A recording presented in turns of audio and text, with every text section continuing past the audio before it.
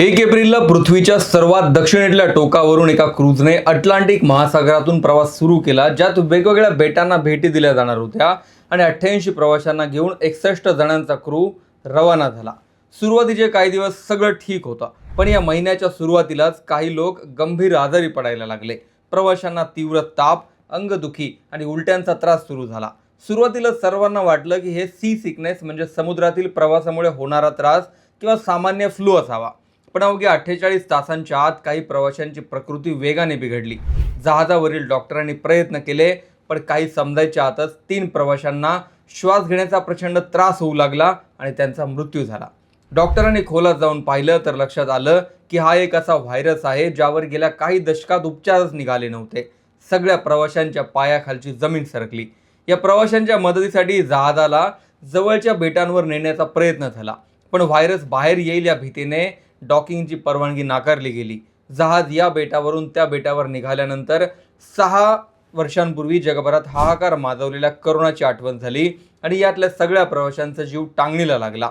अखेर प्रचंड विरोधानंतरही एका स्पॅनिश बेटावर या जहाजाला डॉक करण्यात येत आहे. मात्र हा व्हायरस नेमका काय आहे आणि त्याचा धोका किती आहे तेच मी या व्हिडिओत सांगणार आहे. नमस्कार, मी विशाल, तुम्ही पाहताय story.com. व्हिडिओला सुरुवात करण्यापूर्वी आठवण, तुम्ही या चॅनलवर नवीन असाल किंवा सबस्क्राईब केलेलं नसेल तर story.com ला सबस्क्राईब जरूर करा. करोना नंतरची ही पहिलीच मोठी घटना होती जिथे एखाद्या जहाजावर अशा प्रकारे व्हायरस आउटब्रेक झाला. या क्रूझवर आतापर्यंत 5 रुग्णांची चाचणी झाली असून जागतिक आरोग्य संघटना म्हणजेच WHO या प्रकरणावर बारीक लक्ष ठेवून आहे. विशेष म्हणजे हे जहाज अर्जेंटिनावरून निघालं होतं जिथे हंता व्हायरसचा धोका जास्त असतो. आणि दुसरं म्हणजे चीनमधून येणाऱ्या बातम्या. चीनमध्ये हंता व्हायरसचे रुग्ण वारंवार आढळतात. विशेषतः शांक्सी सारख्या प्रांतांमध्ये हे प्रमाण जास्त आहे, त्यामुळे तिथल्या लोकांसाठी हा आजार नवीन नाही. पण तरीही जेव्हा एखाद्या गर्दीच्या ठिकाणी की चालत्या बसमध्ये किंवा ट्रेनमध्ये व्यक्तीचा अचानक मृत्यू होतो तेव्हा त्या बातम्या वणव्यासारख्या जगभर पसरतात. कोरोनानंतर लोकांमध्ये चीनमधून येणाऱ्या व्हायरसमुळे भीती बसली आहे. चीनच्या शांक्सी प्रांतात एका व्यक्तीचा चालू बसमध्ये प्रवास करताना अचानक मृत्यू झाला आणि चाचणीत तो हंता व्हायरस पॉझिटिव्ह आढळला. कोरोनानंतर आपण सगळे सूक्ष्मजीवांबद्दल संवेदनशील झालोत, पण घाबरण्याआधी हे समजून घेणं गरजेचं आहे की हा व्हायरस कोरोनासारखा हवेतून माणसाकडून माणसाला सहजासहजी पसरत नाही. हंता व्हायरसचे अनेक प्रकार असले तरी दक्षिण अमेरिकेत आढळणारा अँडीज नावाचा प्रकार माणसाकडून माणसाला पसरू शकतो असं काही संशोधनात समोर आलंय.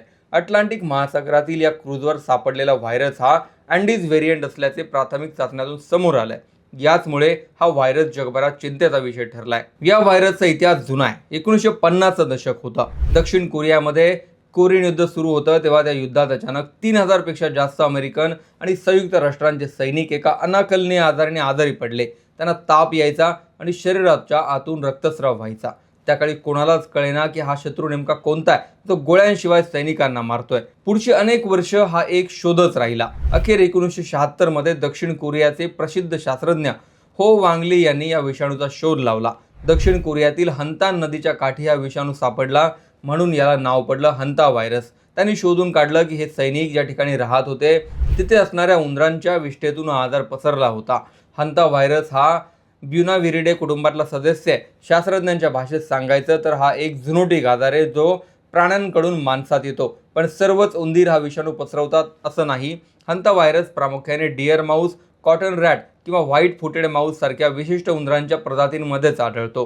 पण मग आपण हे उंदीर ओळखायचे कसे? तर ज्या उंदरांमध्ये हा विषाणू असतो ते उंदीर स्वतः आजारी कधीही पडत नाहीत. ते अगदी सामान्य दिसतात.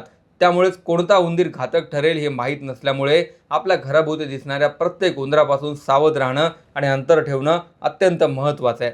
याचे 2 मुख्य प्रकार पडतात जे शरीराच्या वेगवेगळ्या भागांवर हल्ला करतात.